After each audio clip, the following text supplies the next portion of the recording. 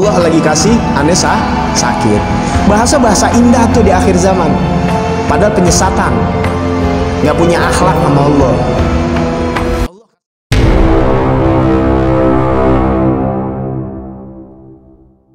Kalau kita kan keren banget, saking walinya nih, gitu.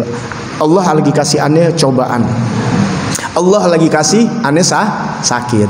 Bahasa-bahasa indah tuh di akhir zaman.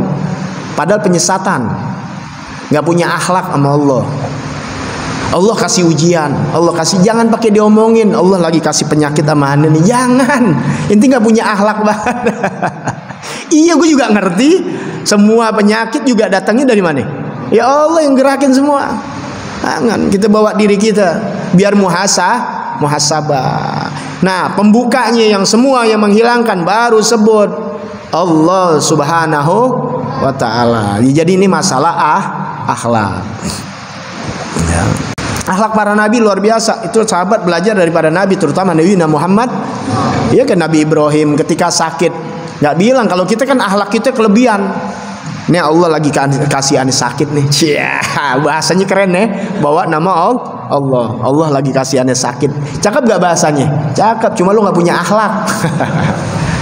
Paham ya? Ketika sembuh gak ngomongin Allah. Nabi Ibrahim apa? Wa idza maridtu fahuwa yashfin.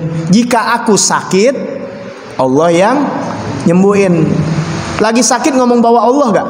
Enggak. Hakikat memang iya. Bismillah, walhamdulillah, wal khair wasyar bima asyatillah. Kita percaya juga dalam rukun iman, baik buruk datangnya anillah. Kan begitu ya?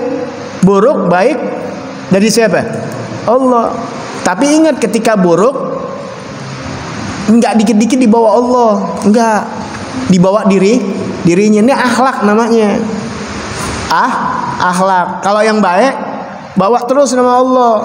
Sebut-sebut nama Allah, fazkuru wasabbihu, ya, syukur nikmat Allah. Tapi kata yang jelek, bawa diri sendiri.